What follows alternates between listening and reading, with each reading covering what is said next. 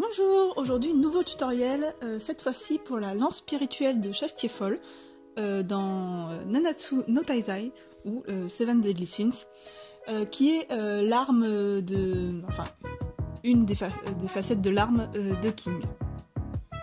Elle m'aura pris environ 6 à 7 heures de construction avec patron inclus et environ 3 heures de peinture.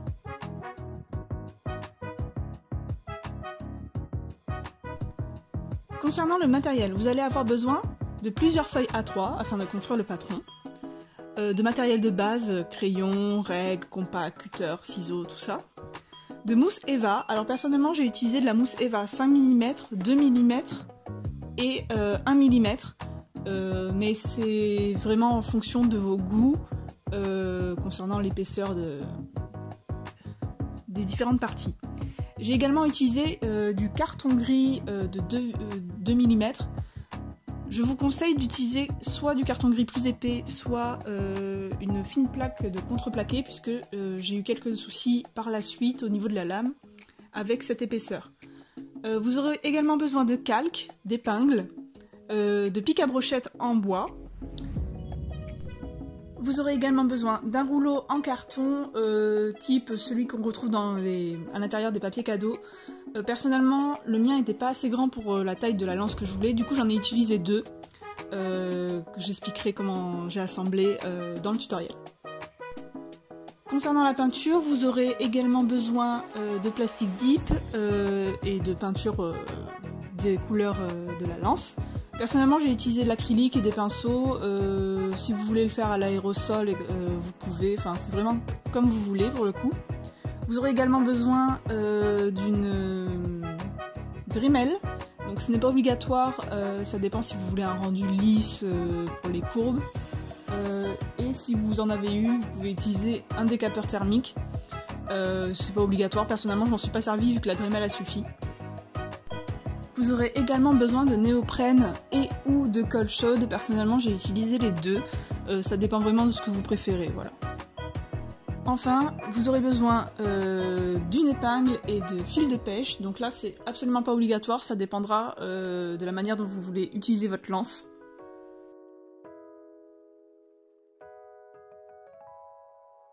Premièrement, il faut créer le patron de la lame en observant différentes images. Je l'ai fait environ 60 cm en comptant de l'anneau jusqu'au bout de la lame. Et j'ai également rajouté 5 à 6 cm en bas pour pouvoir l'enclencher dans le rouleau. Afin d'avoir une symétrie parfaite, j'ai fait seulement la moitié du patron que j'ai ensuite reporté sur de la mousse 2 mm. Une fois que vous l'avez reporté une première fois, vous inversez simplement votre patron afin de compléter le motif. Puis vous le découpez. Voilà ce que ça donne une fois découpé. Maintenant que vous en avez une, vous en découpez une deuxième exactement de la même façon.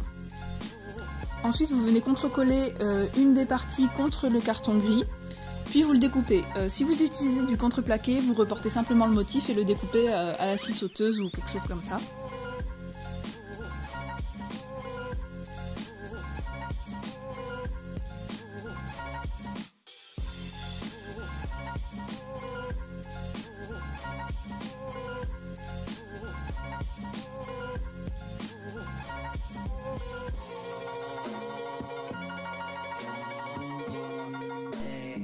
Une fois que c'est découpé, vous venez coller la deuxième partie de l'autre côté. Si ça ne correspond pas parfaitement, ce n'est pas très grave, vous pouvez réajuster avec le cutter ou avec la Dremel. Ensuite, on va réaliser la partie en relief de l'anneau du centre. Pour cela, vous reprenez votre patron, votre moitié de patron, et vous mesurez ce que vous aviez pris comme largeur. Et vous réalisez un deuxième patron du cercle. Vous découpez 2 cercles dans de la mousse Eva 5 mm. Puis vous le passez à la Dremel pour arrondir et obtenir un effet anneau. Voilà ce que ça rend une fois passé à la Dremel. Vous avez forcément laissé un côté plat pour le contrecoller. Voilà ce que ça donne une fois contrecollé.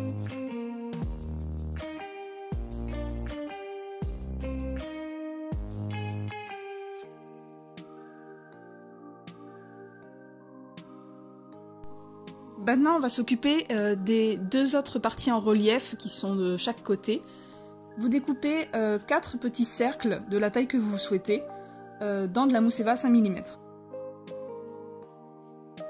De la même manière, vous les passez à la Dremel pour les arrondir et en faire des sortes de têtes de vis. J'ai également fait un trou dedans au centre pour respecter le pattern de base. Une fois cela fait, vous marquez l'endroit où vous voulez les mettre. Donc personnellement, je les ai mis à 7 cm de la pointe, il me semble, et vous les réservez pour plus tard. On va maintenant s'occuper de la partie en relief de la lame. Pour cela, vous découpez un nouveau patron. Personnellement, j'ai fait 2 à 1,5 cm puisque c'est en biais de plus. Je vous conseille de faire un peu plus puisque j'ai eu du mal à le coller.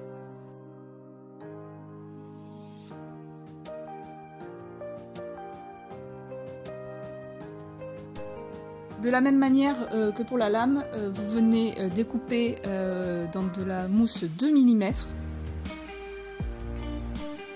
N'oubliez pas de marquer le milieu puisque ça va être important pour la suite. On va venir faire une ligne à la Dremel afin de pouvoir le plier plus facilement. Surtout n'allez pas jusqu'au bout puisque les deux parties du bout vont devoir se coller contre la lame.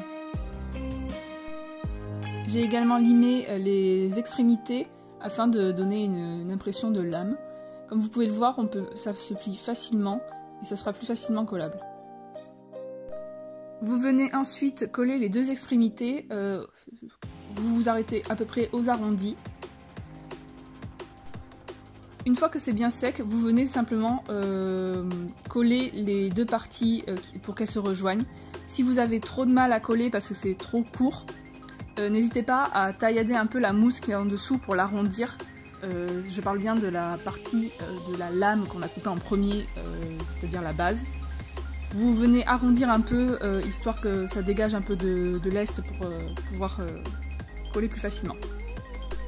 Ensuite, avec la Dremel, je suis venue lisser la partie haute et la partie en carré, je ne sais pas comment appeler ça, pour que ça donne une forme de lame et que ça ne reste pas épais au bout. Comme vous pouvez le voir, au niveau du rajout de la lame, il y a des trous de quatre côtés. Donc je suis venue simplement couper grossièrement de la mousse 1 mm pour boucher, afin que ça soit un peu plus, qu'il n'y ait pas de trou dans la lame. Vous pouvez maintenant coller les 4 boutons que l'on avait découpés précédemment et rajouter les sortes de mini-vis sur le bas de la lame. Personnellement, j'ai utilisé des punaises que j'ai enfoncées dedans et collées, mais vous pouvez tout simplement prendre de la mousse 1 mm, découper des petits cercles et les coller. Pour la dernière partie de la lame, j'ai découpé une sorte de triangle arrondi dans de la mousse 5 mm que j'ai ensuite passé à la Dremel pour l'arrondir. Une fois que c'est fait, vous collez chaque triangle de chaque côté.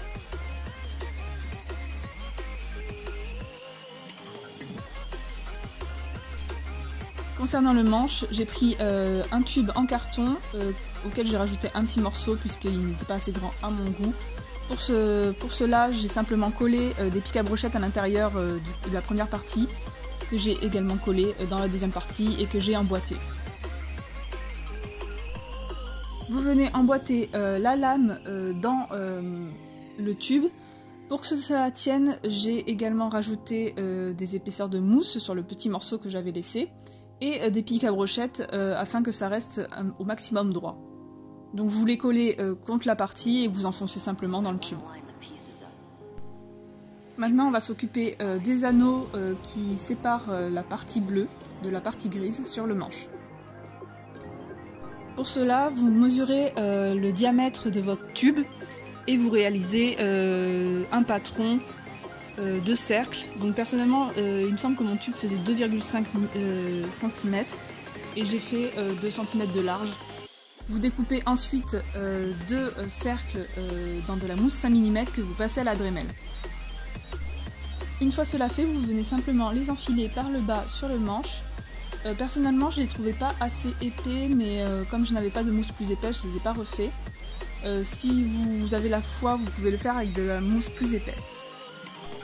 Vous choisissez l'emplacement et vous les collez contre le tube. Personnellement, j'ai utilisé la délimitation du rajout du tube comme emplacement afin que ça cache le rajout.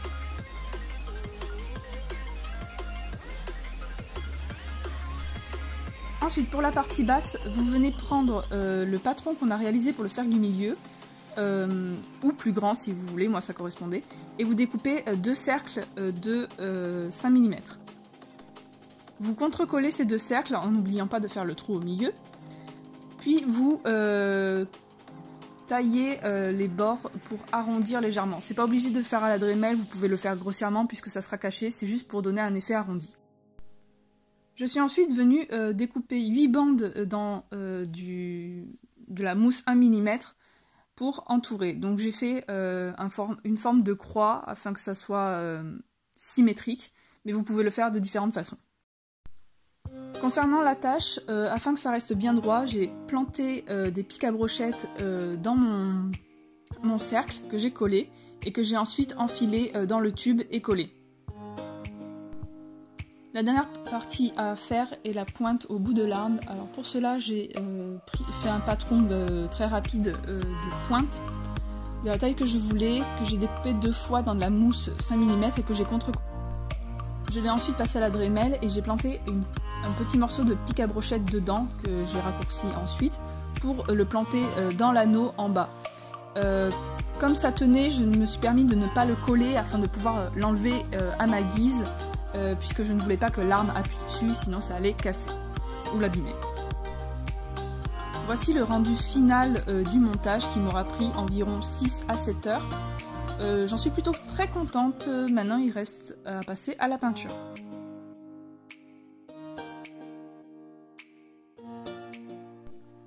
Premièrement, on va venir sous-coucher. Pour cela, j'ai utilisé du plastique dip que j'ai simplement vaporisé sur la lance plusieurs fois. Comme vous pouvez le voir, j'ai rajouté des pics à brochettes au niveau de la base puisque la lame tanguait trop à mon goût. Donc ça rajoute au design, mais ça se verra pas énormément puisque ça sera pas en noir comme la lame dessous.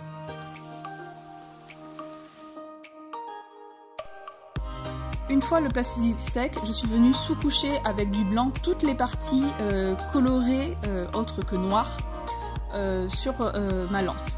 Je l'ai fait en 2 parties puisque je n'avais pas de quoi l'entreposer pendant que ça séchait entièrement.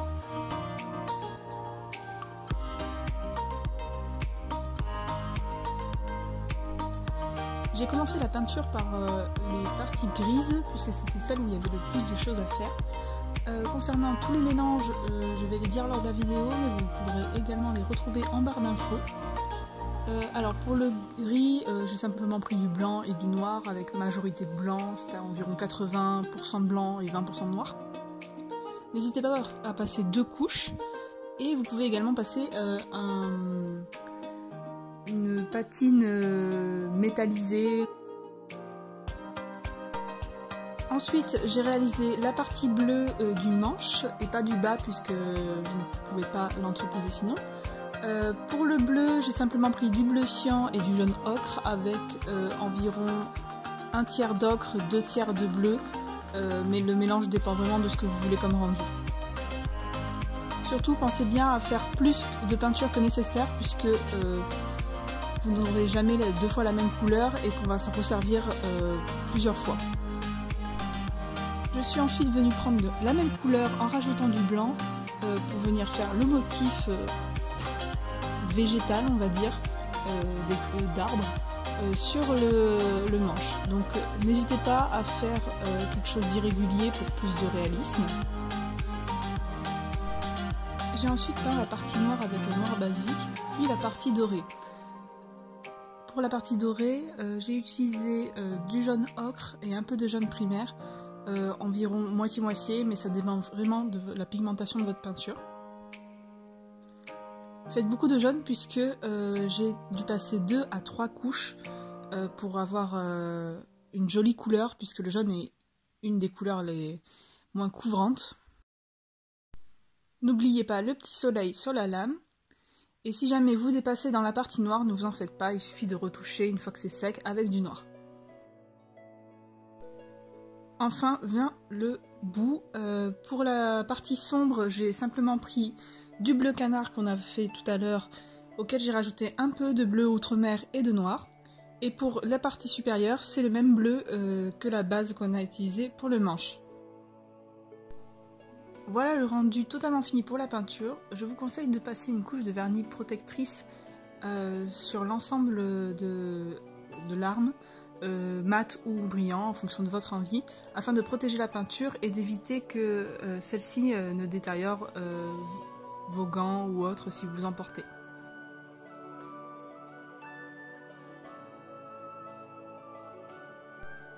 Si vous voulez avoir un rendu pour les photos ou pour les conventions, pour faire en sorte que votre lance ait l'air de flotter, vous pouvez faire cette partie aussi.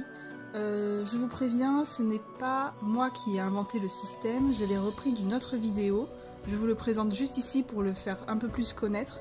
Je mettrai le lien de la vidéo dans laquelle je l'ai vu en description et je vous conseille fortement d'aller la regarder puisque c'est une personne qui a également fait la lance de King, mais entièrement en carton, donc chapeau à cette personne parce que il a beaucoup de skill. Premièrement, vous devez trouver le point d'équilibre de votre lance. Donc ici, comme ma lance était en train de sécher, je vous fais une représentation avec un crayon. Donc imaginons que le crayon est la lance, il faut que vous positionnez votre lance sur un doigt et il faut que vous fassiez en sorte qu'elle ne tombe pas. Donc une fois qu'en fait votre crayon ou votre lance est en équilibre sur un seul doigt, c'est l'endroit où est le point d'équilibre de votre lance. À cet endroit-là, il va falloir que vous fassiez un trou qui traverse de part en part la lance le plus droit possible. Faites en sorte de le faire soit perpendiculaire, soit parallèle à la lame, en fonction du rendu que vous voulez. Mais si vous le faites de biais, ça risque d'être moins joli. Ensuite, vous découpez une longueur de fil de nylon. Alors ici, j'avais pas de fil de nylon à cause du confinement, donc j'ai utilisé de la ficelle pour vous montrer. Au niveau de la longueur, j'ai découpé un peu au hasard en me basant sur la vidéo. Il s'avère qu'en fait, il s'agit d'un fil qui fait 2 fois ma taille, donc je vous conseille de faire cette taille-là, puisque celle-ci me convient. Vous passez ensuite le fil par le trou et vous faites un nœud aux extrémités. Ensuite, vous venez tout simplement positionner votre lance à l'horizontale. Vous tendez le bras, passez votre fil entre le pouce et l'index. Le fil doit longer votre bras, passer derrière votre dos. Et en fait, avec le bras qui n'est pas tendu vers la lance, vous allez tout simplement tirer sur le fil ou le relâcher progressivement pour faire monter et descendre la lance. Alors ici, ne faites pas attention à ma lance qui était déséquilibrée suite à un rajout que j'ai fait. Il faudra que je refasse le trou correctement. Vu que c'était de la ficelle et pas du fil de nylon, ça ne glissait pas correctement entre mes doigts, mais avec le fil de nylon ou du fil de pêche, ça glissera mieux. Merci beaucoup d'avoir suivi cette vidéo. N'hésitez pas à me suivre sur mes réseaux sociaux, principalement Instagram, aze_cos. Que vous trouverez en barre d'infos.